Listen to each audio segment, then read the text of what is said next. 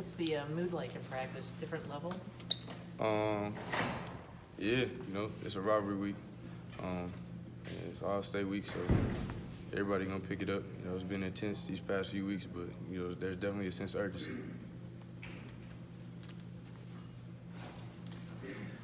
How much of a personal challenge do you take it going one-on-one against guys so much?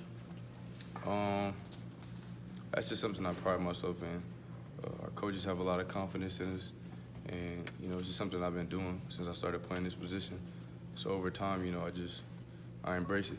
I just wear it like a chip on my shoulder and go out there ready to compete. What kind of challenge? I'm sorry, go ahead. How hard was it at the start when you were first asked to do that consistently at this level? I mean, it's not so much as hard. It's just, getting your feet under you, getting the experience. And then, you're able to learn from them experiences and, it just helps you build your confidence because, you're out there by yourself. So, you got to have tough skin, next play mentality, just be able to roll with the punches. When you look at Ohio State's receiving core and Dwayne Haskins' accuracy, what kind of challenges that present to you? They're a very experienced group. Haskins is a good quarterback, accurate. So we're going to have to do what we do every week, but, a little bit better this week. In terms of teams you've played this year, where do you think that group stacks up their offense? Receiving core? Yeah. They're up there, probably the best. I mean, they got a lot of experience. It's a lot of older guys. They got some young guys that are, capable. So, it's a lot of experience. For the most part, everybody's healthy. They got a good quarterback, so it's a pretty good group. Definitely one of the best we're gonna see. David, how hard is it to keep your head on a swivel when you got a mobile guy that can break the pocket a little bit if you're running down in man coverage? I mean, do you not worry about that at all as a corner, or are you just locked in your receiver? Or do you have that in the back? Yeah, that's not my job. Once he gets in up, past the line of scrimmage, then it's time to play football. You got to go tackle him, get him down. But other than that, I got to stay locked in. I can't think about that. How much does it help to practice against Shea? A lot. He's a good quarterback. So you're gonna get the same looks, the same type of style, and the same type of situations that you would get in those games. What do you remember about your last experience there? Rowdy environment. It's a rivalry game, but it's much different than anything else that I've ever been a part of. It's a culture. So. In what way is it different? I've never really been around like a hostile environment like that. At least coming from the West Coast, rivalry games aren't like that for real. But in the Midwest, it's a culture out here. Football's a culture. But over the last 3 years, I've bought into it. So we're eye to eye now. How are those games different? Just the fans, out there rain, sleet or snow, and they're wild, they're crazy. The other games, back home, might show up, might not show up. It's raining outside, too hot, but these fans are loyal. They're gonna be there, and that matters. Do people out back home, some people not realize what this is like when you tell them? Like, do they not understand it, or is it hard for them to grasp a little bit? Real football fans, people that really pay attention. But even for me, it was a shock coming here and seeing it because that was all the football I knew.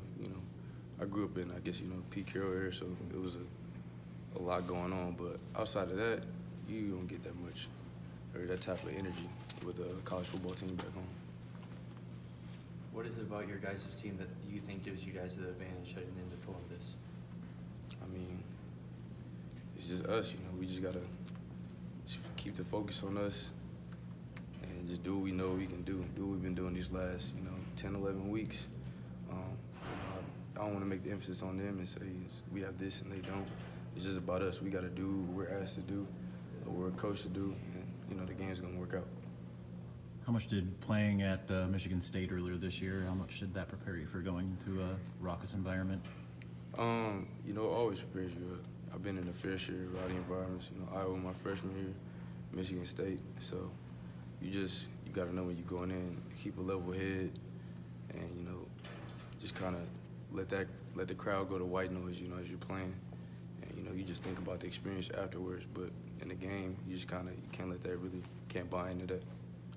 Who would you say's had the single most influence on you as a coach, fellow player, since you've been here? At Michigan,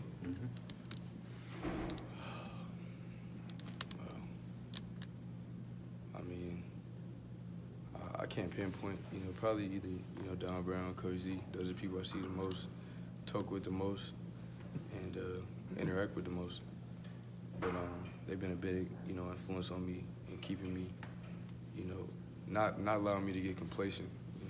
Keeping me my head on a swivel, keeping me hungry every week. So probably them two.